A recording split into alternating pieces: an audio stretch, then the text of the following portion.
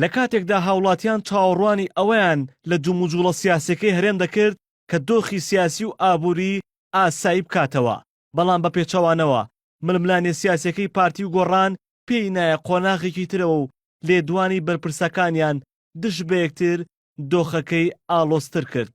یەکێتی کەمانجێکە ڕێکەوتنی لەگەڵ گۆڕان ئیمزا کردووە داوا لە پارتی و گۆڕان دەکات لێدوانە دژبێکەکانیان ڕاگرن. داواکارین لە پارتی دیموکراتی کوردستان و لە بسوتنەوەی گۆڕان ئەو هەڵمەتی ڕاگەاندنە بەرامبەر بە یەکتری ڕابگرن. ئێمە پێمان وایە لە خزمەتی پرۆسی سیاسی یەکێتی و یەکڕیزی گەلەکەمان یەکێتی و یەکڕیزی حیزبە کوردستانیەکانان نییە.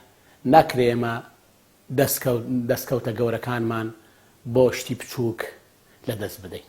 بە پێچەوانەوە دەبێ هەمومان پێکەوە هەنگاوی جدیتر برین. هەموو لایەنە سیاسیەکان دەڵێن چاوەڕوانی ئەوە نەبوون دۆخەکە و ململانیەکانی پارتی و گۆڕان بگاتە ئەم ئاستە. یەکگرتووی ئیسلامی کوردستان کە دەیەوێت هەوڵی نێوەنگیری لە نێوان پارتی و گۆڕاندا بدات نیگەرانە و داوا دەکات ململانیەکانیان ئاسایی بکرێتەوە. ئێستا دەگوزارێ ئەو تەسعیدی عەلامی لەلایەن پارتی و لەلایەن گۆڕانەوە بەرامبەر یەکتر زۆر جێگەی نیگەرانیە.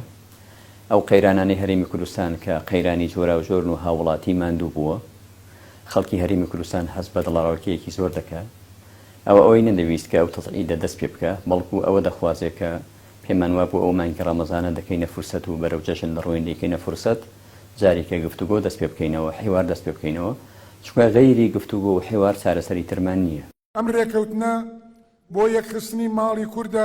هەرچەند یەکێتی و گۆڕان لە ڕێکەوتنەکەیاندا باسی ئاساییکردنەوەی دۆخی سیاسی هەرێم دەکەن، بەڵام هەردوای ئەم ڕێکەوتنە پارتی نیگەرانی خۆی ڕاگەیاند و ئێستاش ململانیەکە لە نێوان پارتی و گۆڕان ئاڵۆزتر بووە و لە ڕاگەیاندنەکانەوە هێرشی تون دەکەنە سەر یەکتری. گۆڕانیش دەڵێت هێرشەکانی پارتی بەهۆی ڕێکەوتنەکانەوەیە لەگەڵ یەکێتی. لێدوانە دژبێکەکانی بەرپرسانی پارتی و گۆڕان بەرامبەر یەکتر گەشتۆتە قۆناغێک. ئەو لایەنە سیاسیانەشی سارد کردووەتەوە کە دەیانویست بە گەرم و گوڕیەوە نێوەنگیری لە نێوان پارتی و گۆڕاندا بکەن و لەسەر یەک مێز کۆیان بکەنەوە.